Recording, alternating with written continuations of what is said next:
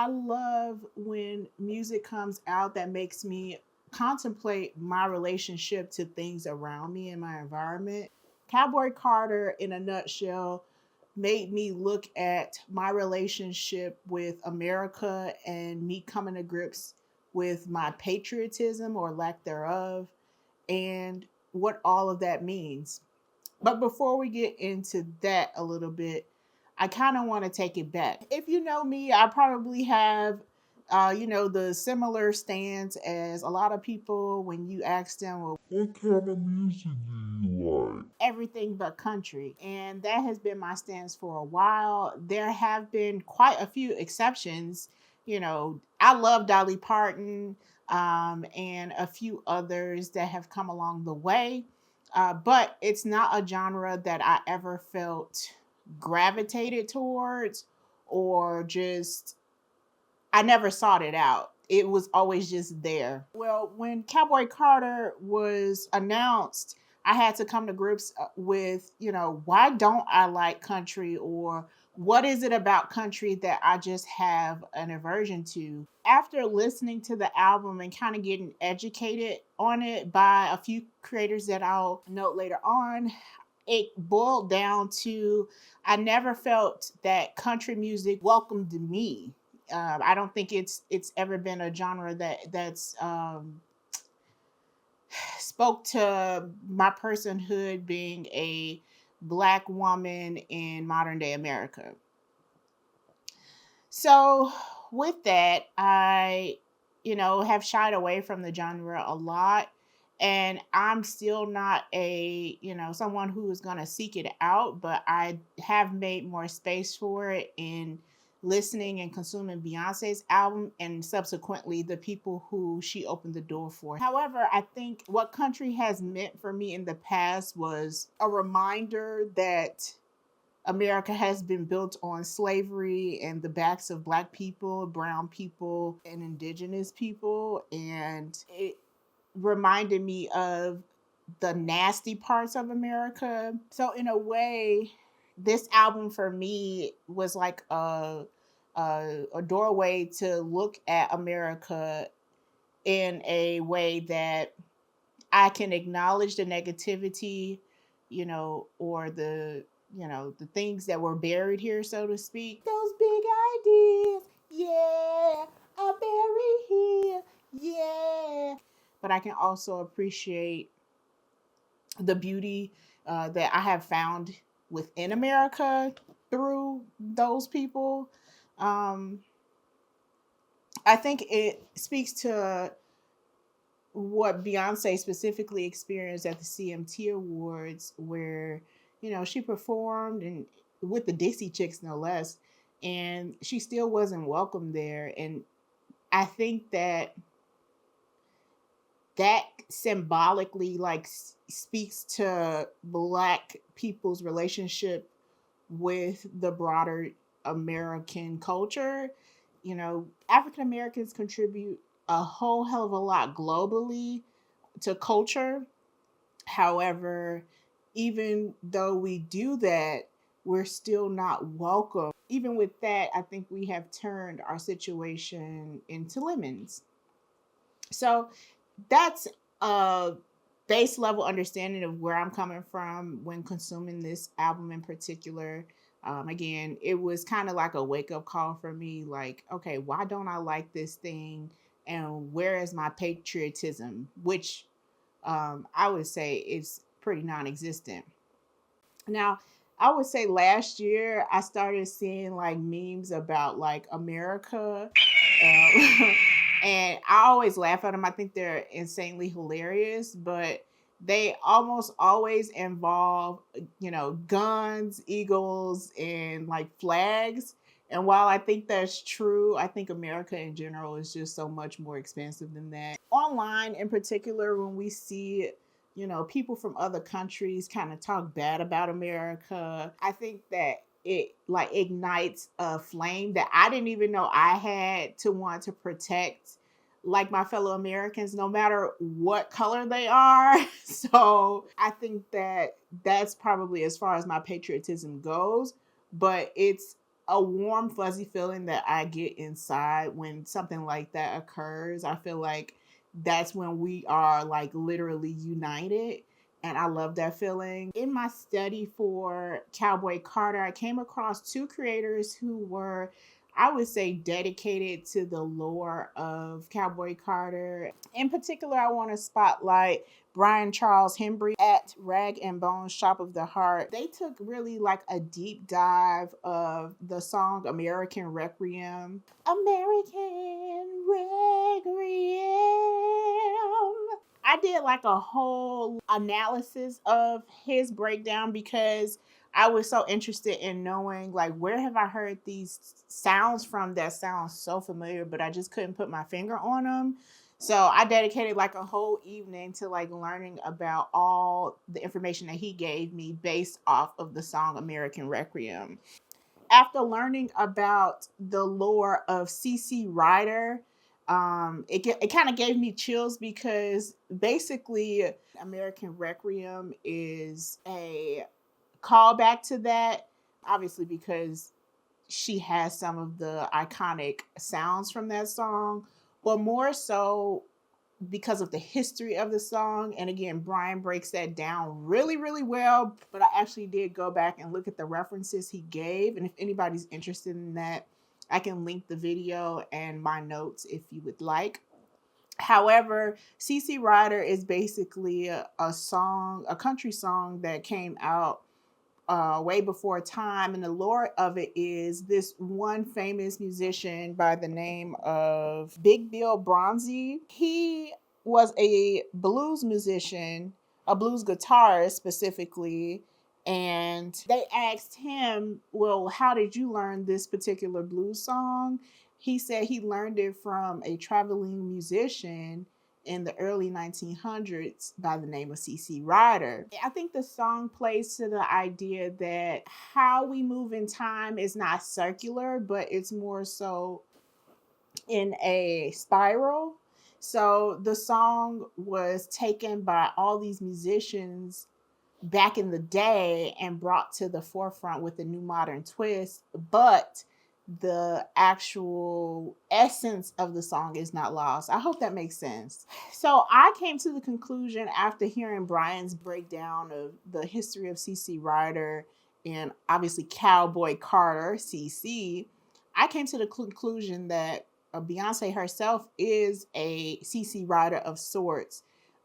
She is just a messenger of the song in modern day. So she put her own twist on it, and she is the modern day person who's going to take the seed or take the mantle and pass it on to the next person so that they can make something new and modern with it while also not forgetting its history.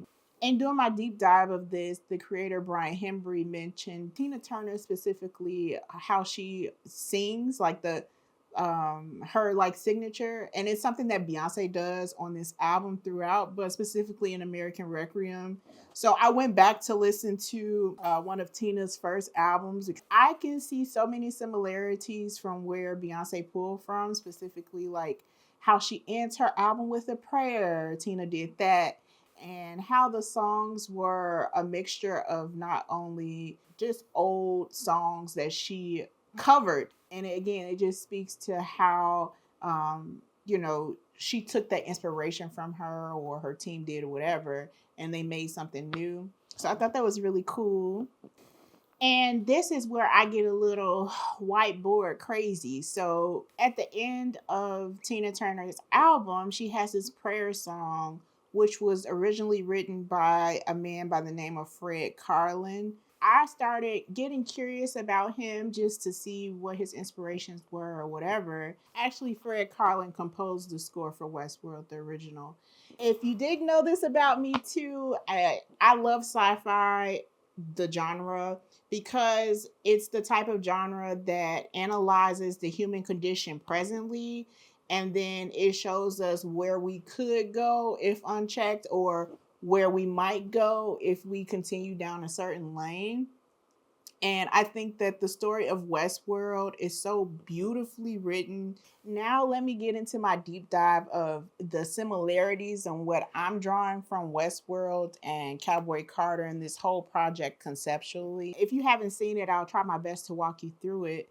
But Westworld, the original, was basically about a theme park that was developed that houses robots, and the robots are humanoids, so they look like us, they talk like us for the most part. Humans go there to vacation to either become bank robbers, to screw the robots, which is insane, or just to play out their like little fantasies in the park. The robots have like some kind of glitch where they start murdering the guests. And what they have done in recent day with Westworld is they kind of modernized it. Again, it's like that spiral happening again. They took a concept and they modernized it to where it pays homage, but also brings us something new.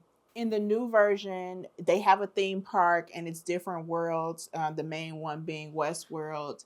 And in this one, the robots themselves are awakened, so they find their sentience, they're alive, and they realize the things that have been happening to them. And some of the robots kill humans, some of them like go off on their own path, but ultimately they're trying to find this place where they can thrive and create and be whoever they want to be, which is really poetic.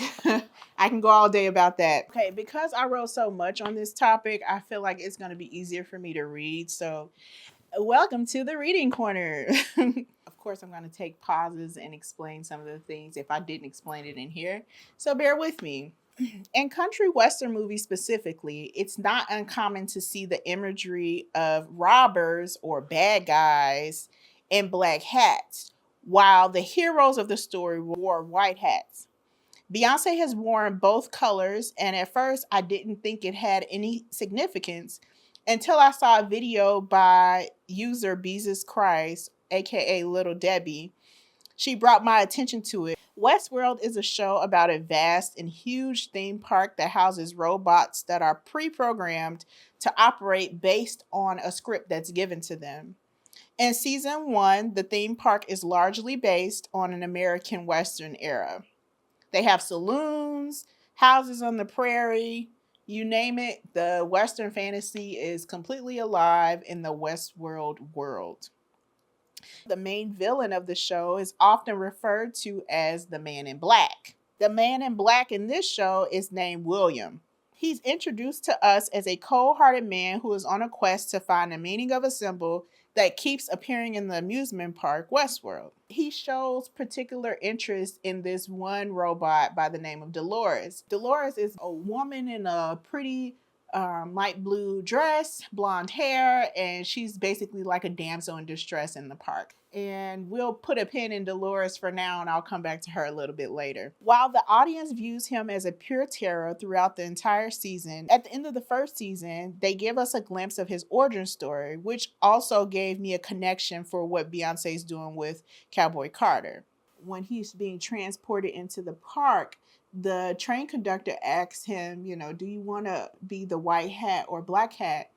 And upon his first visit, he chooses the white hat, a hero. Dolores gave William that although she was a robot, that she was aware and was sentient. William, being smitten by her, wanted to help her escape so she could be free from the horrors of the park. Although William was new to the park, he witnessed other humans taking advantage of the robots. He noticed other people were shooting them and all kind of stuff, basically mistreating them. During his grand plan to help her out of the park, she gets kidnapped by other robots and he goes on a mission to find and save her. But to no avail, he couldn't find her. Eventually, he terrorized the park so much, and by the park, I mean the robots within the park, that I guess he figured that the white hat didn't fit his aesthetic no more, so he ended up picking up a black hat.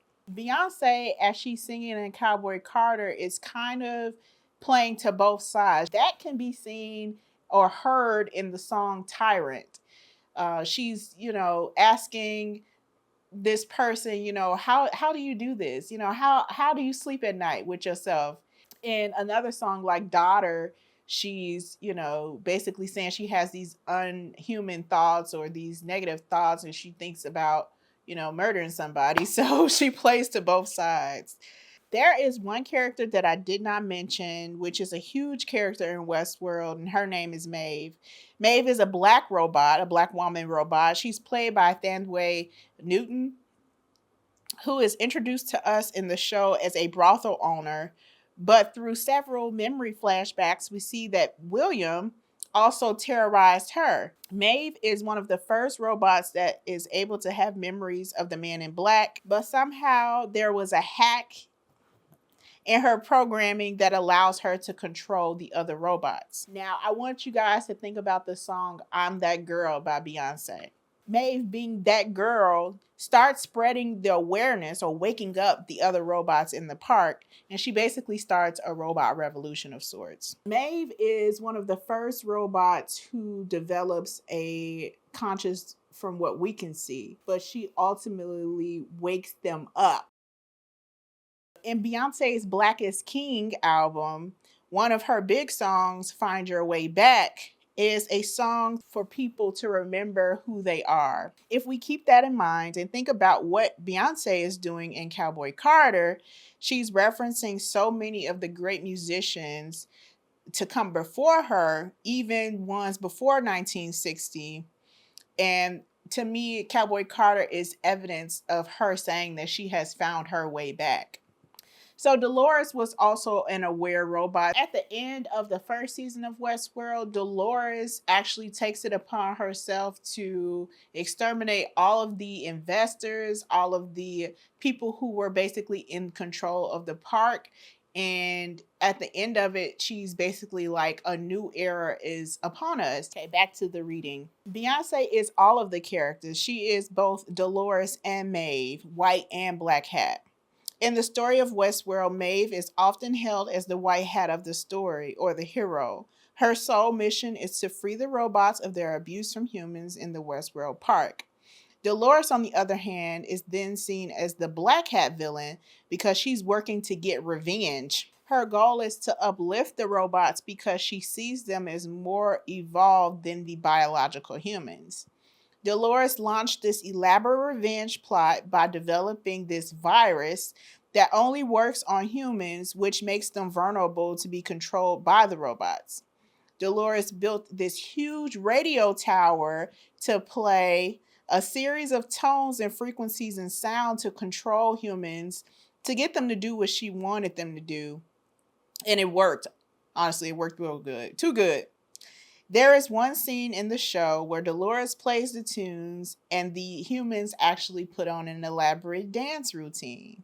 Last year, during the Renaissance World Tour, and one of her interludes, she had a quote on the screen which states something along the lines of, "Whoever controls the media controls the mind." If we relate it further to Beyonce, her use of delivering information through the KNTY news and radio station should give you an idea of how I made that connection. In Westworld, Dolores has a radio tower where she is controlling the humans, and you can get them to do basically whatever you want them to do. You can get them to, go to work. You can get them to, attack one another. You can get them to do whatever. By the end of the series, I almost looked at the Man in Black as a hero.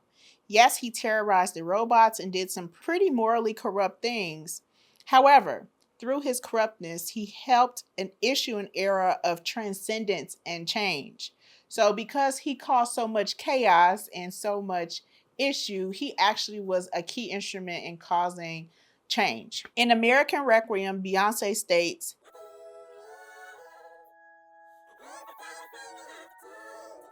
keep that in mind. Dolores' main goal after getting her revenge on the humans was to go up yonder. I'm going up beyond to this cloud-based utopia where her code or her essence could create a new world where she can focus on the beauty of it versus its cruelty. The robots in this cloud-based program can run as many simulations as they want to get their desired outcome. Now, there is one specific thing I did not mention that to me really drove home that she is a fan of Westworld or is like deep into the lore of it. Was she, probably. That's amazing. There are no rules, and you should feel Supposedly you really can't tell, except by looking at the hands. not be afraid of hurting anything or of hurting yourself. They haven't perfected the hands yet. And in the movie, when you look at the robot's hands, they have big whelps on the insides of their hands to basically show like they are robots. That's the only way you're going to know that they're robotic. And I think that she used the iconography of the hand so much to just drive that point home. I'm a human.